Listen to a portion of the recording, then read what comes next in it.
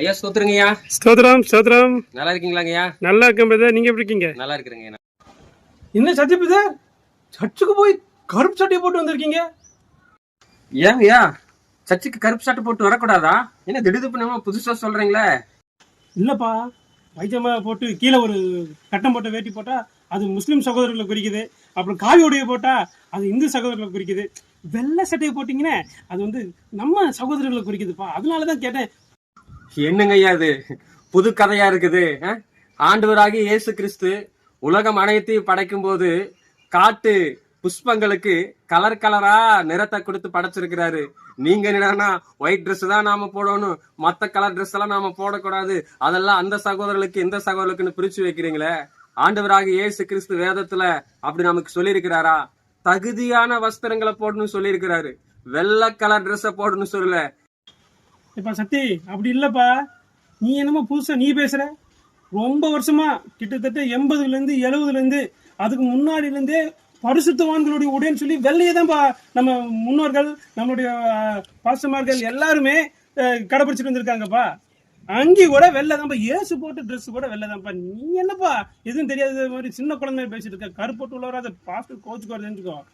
ஏன் பிரதர், பல வருஷமா பரிசுத்த வஸ்திரம் வெள்ளை கலர்னு சொல்றீங்க. வெள்ளை ஒரு தூய்மையான கலர், பரிசுத்தமான ஒரு கலர், அதை நான் ஏத்துக்குவேன். ஆனா அதை மட்டும்தான் போடணும், இயேசு கிறிஸ்தே அதைத்தான் போட்டாருன்னு சொல்றீங்க.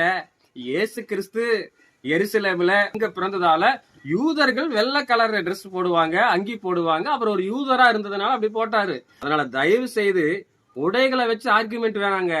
பைபிள் என்ன சொல்லுது? வெள்ளை கலர் ட்ரெஸ் போடு, கருப்பு கலர் ட்ரெஸ் போடாதுன்னு சொல்லுதா? ஒளியின் பிள்ளைகளை போல, வெளிச்சத்தின் பிள்ளைகளை போல பரிசுத்தமா இருங்கன்னு சொல்லுது.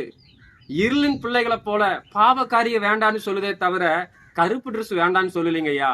ஆனா தப்பு தப்பா அந்த மாதிரி சொல்லி சொல்லி ஜனங்களுக்குள்ள பிரிவினைகளை உருவாக்காதீங்க தயவு செய்து. உங்களை நான் கெஞ்சி கேட்கிறேன். இப்ப சத்தி கண்ணை திறந்துட்டப்பா.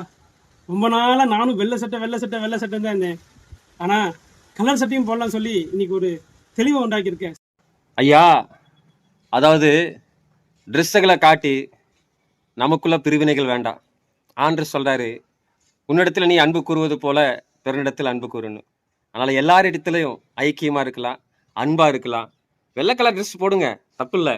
ஆனா கலர் ட்ரெஸ் போடவனை அற்பமா பார்க்காதீங்க. அவனிடத்துல பரிசுத்தம் இல்லை நினைக்காதீங்க. அவனுக்குள்ளேயும் பரிசுத்த ஆவியானவர் இருக்கிறார். வாழ்க்கையில காட்டுங்க, ட்ரெஸ்ஸில் இல்லை. நம்ம தேங்க்யூ தம்பி, தேங்க்யூ வெரி மச். என்னை புரிய வச்சதுக்கு ரொம்ப நன்றிப்பா.